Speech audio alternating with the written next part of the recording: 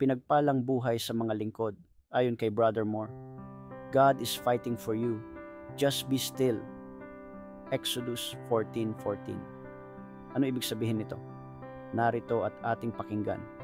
Lalo na sa mga servant of God, makinig tayo. Ang Exodus chapter 14 verse 14 ay nagtuturo sa mga lingkod ng Diyos na magtiwala sa Kanya at manatiling kalmado sa gitna ng mga pagsubok.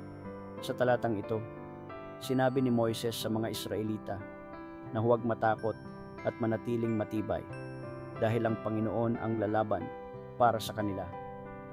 Ang mga Israelita ay nasa isang mapanganib na sitwasyon, napapalibutan ng mga sundalong Ehipsyo. Ngunit sinabi ni Moises na ang kanilang kaligtasan ay nakasalalay sa Diyos, hindi sa kanilang sariling lakas. Anong kahulugan para sa mga lingkod ng Diyos ang mensaheng ito? Ang aral na ito ay may malaking kahalagahan para sa mga lingkod ng Diyos sa lahat ng panahon. Kapag tayo ay nahaharap sa mga pagsubok, madaling matakot at mawalan ng pag-asa. Ngunit ang Exodus chapter 14 verse 14 ay nagpapaalala sa atin na ang Diyos ay laging kasama natin at Siya ang ating lakas at kaligtasan, at ito ang paglalapat sa pang-araw-araw nating buhay. Maaari nating ilapat ang aral na ito sa ating pang-araw-araw na buhay sa pamamagitan ng una, pagtitiwala sa Diyos, trusting in God.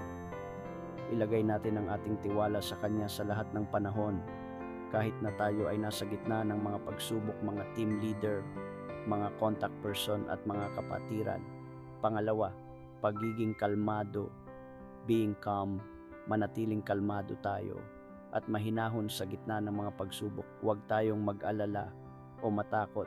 Pangatlo, pagiging matibay, being strong, maging matibay sa ating pananampalataya at sa ating mga paniniwala. Huwag tayong magpadala sa mga tukso o sa mga negatibong impluensya.